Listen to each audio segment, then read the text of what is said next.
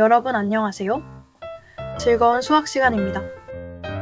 이번 시간에는 원주율과 원의 넓이에 대해 배워볼게요. 모두 준비되었나요?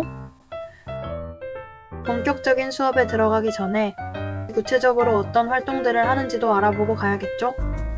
우선 원의 구성 요소를 알아볼게요. 다음으로 원의 지름과 원의 성질에 대해 알아볼게요. 그리고 원주율을 이용해 원주를 구해볼게요. 그 다음으로 원의 넓이를 직사각형을 이용해 구해보겠습니다. 마지막으로 다음 공식을 사용해서 원의 넓이를 구해보는 게 오늘 같이 할 활동입니다. 그리고 같이 창의력을 키우며 문제를 해결해보는 시간도 있다는 거 잊지 말고 끝까지 같이 집중해서 배워봅시다. 그럼 바로 시작해볼까요? 첫 번째, 원의 구성 요소를 알아봅시다. 우선 원을 그려보거나 본 경험을 떠올려 볼까요? 맞습니다. 첫 번째로는 시계를 예로 들 수 있습니다. 이 사진 속 시계의 테두리 부분이 완전히 동그랗다는 것을 알 수 있습니다. 두 번째로는 달입니다. 달의 모양이 원의 모양이라고 볼 수 있겠죠. 마지막으로는 공입니다. 공의 모양 또한 평평하게 본다면 원의 모양이라고 볼 수 있습니다. 이렇듯 우리는 평소 주변에서 많은 원의 형태를 접합니다. 더해서 우리는 한 점을 찍고 그 점으로부터 일정하게 컴퍼스 등을 활용해 그려보기도 했습니다. 이제 조금 원이라는 것에 대해 더 자세한 느낌이 오는 것 같나요? 그렇다면 원의 구성 요소를 더욱 자세히 들여다보겠습니다. 우선 저 원의 가운데에 찍혀 있는 점이 보이나요? 저 점을 우리는 원의 중심이라고 부릅니다. 그리고 원 위의 모든 점은 이 원의 중심으로부터 같은 거리에 있습니다. 다음으로 우리는 몇 가지 용어를 더 알아보고 가겠습니다. 원의 중심과 원 위의 한 점을 이은 선분을 원의 반지름이라고 합니다. 다음으로 원의 중심을 지나도록 원 위에 두 점을 이은 선분을 원의 지름이라고 합니다. 즉 원의 지름은 반지름의 2배가 되는 것입니다. 정말 신기하죠? 이렇듯 한 원에서 반지름은 셀 수 없이 많고 그 길이는 모두 같습니다. 이것도 정말 중요한 특징이었습니다. 그리고 우리는 원의 둘레를 원주라고 불러주기로 했습니다. 이 원주는 원을 한 바퀴 굴렸을 때 굴러간 거리와 같은 것이죠. 여기서 질문, 원의 지름이 길어진다면 원주는 어떻게 될까요? 정말 궁금하지 않나요? 다음 그림을 먼저 보겠습니다. 각각 어떠한 차이가 있는 것 같은지 집중해서 봐주세요.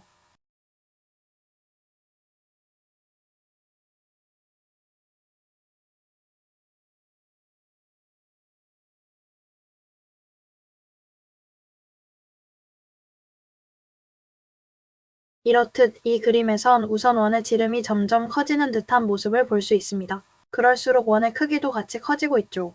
여기서 그럼 아까 했던 질문을 떠올려 봤을 때 원주는 어떻게 되었다고 말할 수 있을까? 네, 맞습니다. 바로 원주도 계속 커지고 있다는 것을 알 수 있죠. 즉 원의 지름이 길어지면 원주도 길어진다라는 것을 알 수 있습니다. 그런데 여기에서 원의 크기와 상관없는 놀라운 공통점을 찾을 수 있습니다. 과연 무엇일까요? 바로 원주의 지름을 나누었을 때 어림하면 모두 약 3.14로 비슷한 값을 띈다는 것을 알 수 있죠. 즉 원의 크기와 상관없이 원주 나누기 지름의 값은 약 3.14로 동일하다는 원의 성질도 알 수 있습니다. 원에서 크기가 달라도 항상 성립하는 일정한 비율을 우리는 원의 지름에 대한 원주의 비율 즉 원주율이라고 합니다.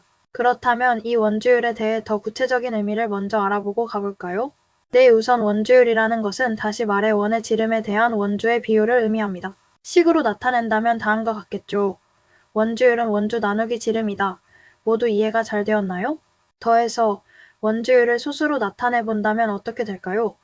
바로 3.141592처럼 끝없이 이어진다는 것을 알 수 있습니다. 정말 흥미롭죠?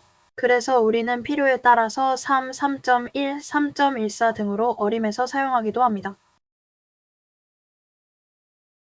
원주율을 이용한다면 원의 지름을 알 때 원주를 알 수 있다는 사실 계속 배웠던 거 기억하죠? 따라서 이 원주율을 거꾸로 원주율과 지름을 곱하면 원주를 구할 수 있다는 사실도 알 수 있어요. 여기서 잠깐 우리가 반지름만 알고 있다면 어떻게 해야 할까요? 네, 맞습니다. 반지름을 2배 해주고 원주율을 곱하면 원주가 나오겠죠. 우리 한번 같이 연습해 볼까요? 지름이 6cm인 원의 원주는 어떻게 구해야 할까요? 우선 30초간 여러분들이 직접 생각해 볼까요? 아까 배운 것을 떠올려 어떻게 해결하면 좋을지 생각해 보세요.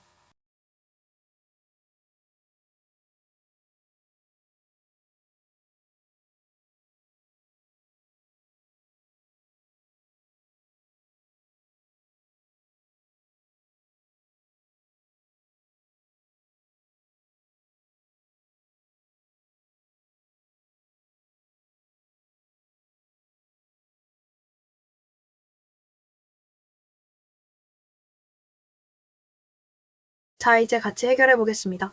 우선 원주율을 3.14로 생각한다면 원주는 원주율 곱하기 지름이라는 식에 대입해야 합니다. 그래서 6 곱하기 3.14는 18.84라는 것을 알 수 있습니다. 모두 이런 식으로 잘 구해보았나요?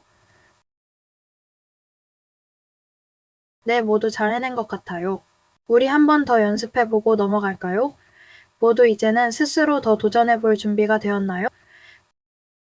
그렇다면 지름이 10cm일 때 원주를 한번 구해봅시다. 다시 한번 30초 동안 생각해보고 여러 번 도전해보세요.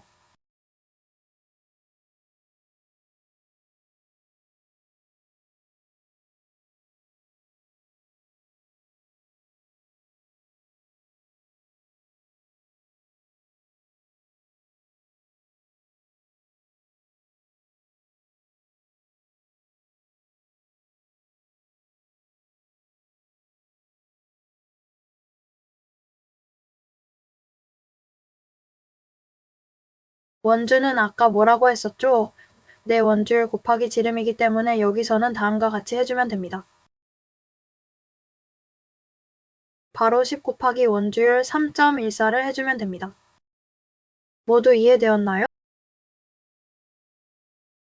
네, 그럼 계산하면 얼마가 나오는지 한번 봅시다.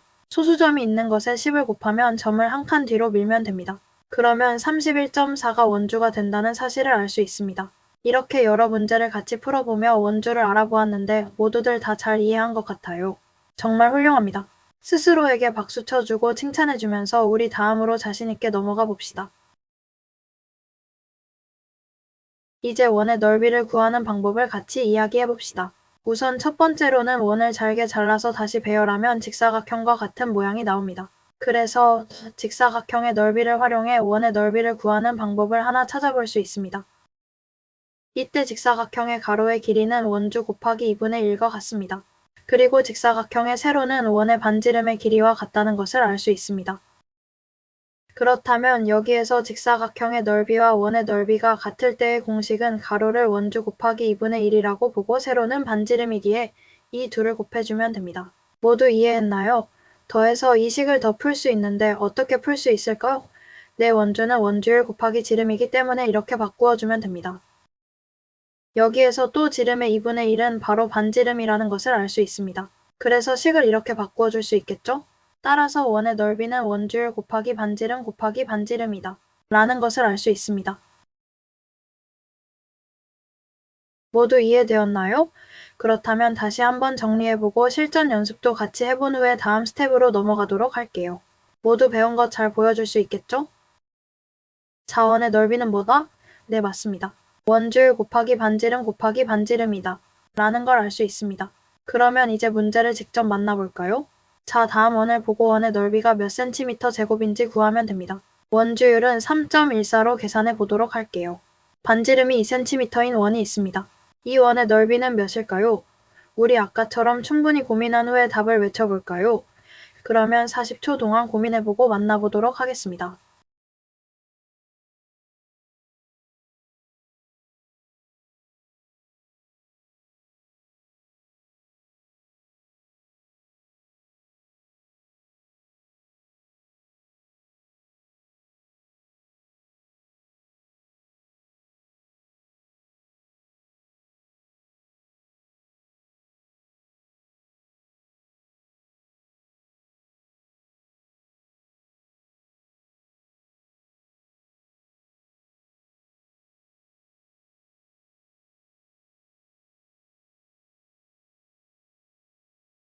모두 충분히 고민해보았나요? 그러면 같이 풀어봅시다. 아까 원의 넓이 공식을 기억해봅시다. 원의 넓이는 원주율 곱하기 반지름 곱하기 반지름이었습니다. 그러면 3.14 곱하기 2 곱하기 2라는 식으로 만들 수 있겠죠? 그렇게 계산을 해보면 50.24가 나옵니다. 조금 어려웠을 수도 있는데 모두 잘 풀어낸 것 같아요. 스스로에게 칭찬하며 다음 스텝으로 넘어가도록 하겠습니다. 그렇다면 우리 우선 개념적인 부분은 모두 배워보았어요. 모두 어땠나요? 중간중간에 여러분을 스스로 점검해 볼 수 있는 활동들도 있었는데 더 용기를 얻을 수 있었나요? 혹시나 지금 조금 부족하더라도 앞으로 더 연습하고 나아가면 되기 때문에 너무 낙담하지는 않았으면 좋겠습니다. 그렇다면 우리 조금 더 어려운 문제를 같이 고민해보는 시간도 빼놓을 수 없겠죠? 그럼 바로 가봅시다. 고고. 다음 하트 모양을 보고 어떻게 구하면 좋을지 같이 생각해 봅시다. 이번에는 난이도가 조금 있는 만큼 2분의 시간 동안 스스로 고민해보고 써내려가 보면서 더 많은 시도를 해보았으면 좋겠어요. 원주율은 3으로 하겠습니다. 모두 준비되었나요?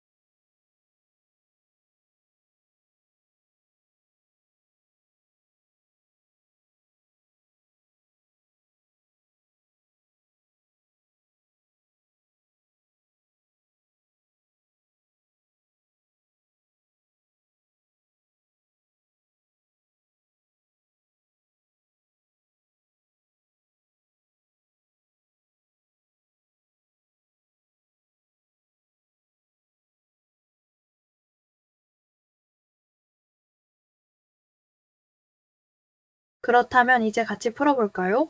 우선 빨간 반원부터 살펴보겠습니다. 빨간 반원의 반지름은 바로 8cm입니다. 여기서 반원의 넓이는 평소 원의 공식에서 반으로 나눠주면 된다는 것을 알 수 있습니다. 네, 맞습니다. 그러면 빨간 반원은 원래 원의 공식인 원주율 곱하기 반지름 곱하기 반지름을 활용해야 합니다. 대입하면 3 곱하기 8 곱하기 8을 해주면 됩니다. 그러면 190이라는 것을 알 수 있습니다. 여기서 잠깐.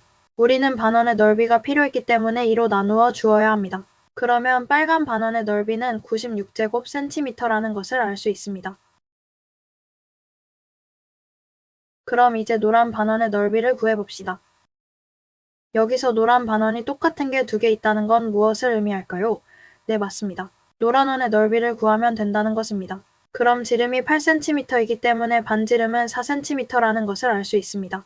그렇다면 앞의 공식과 같이 원주율 곱하기 반지름 곱하기 반지름의 식에 대입하면 됩니다. 같이 해볼까요? 노란 원은 3 곱하기 4 곱하기 4 해서 48입니다. 여기에서 2로 나누어 주어야 할까요? 아닙니다. 우리는 똑같은 반원 두 개가 모여 하나의 원의 넓이를 구하면 되기 때문에 하트 윗부분의 넓이는 48제곱센티미터라는 것을 알 수 있습니다. 그렇다면 이 하트의 총 넓이를 구해보도록 하겠습니다. 빨간 반원의 넓이는 우리 아까 보았듯이 96제곱센티미터인 것을 확인했습니다. 더해서 위에 노란 반원 두 개는 48제곱센티미터라는 것을 알게 되었습니다. 그러면 마지막으로 무엇을 해야 할까요? 네, 맞습니다. 두 값을 더해 주어야 합니다. 그래서 48 더하기 96은 144입니다. 즉, 이 하트의 넓이는 144제곱센티미터라는 것을 알 수 있습니다. 오늘 배운 것을 이렇게 활용해 보았는데 다들 어떤 느낌이 들었나요? 이렇게 여러분이 같이 많이 고민해보고 직접 활동까지 해보니까 더욱 성장한 것 같은 기분이 드는 것 같나요? 더해서 여기까지 선생님과 함께 지치지 않고 같이 와주었다는 게 너무나 대단합니다. 모두 서로서로에게 그리고 스스로에게 칭찬해주면서 이번 시간 마무리하려고 합니다. 정말 수고 많았고 이렇게 창의력과 도전 능력을 모두 키워낸 여러분에게 박수를 보냅니다. 다음 시간에 또 만나요. 안녕.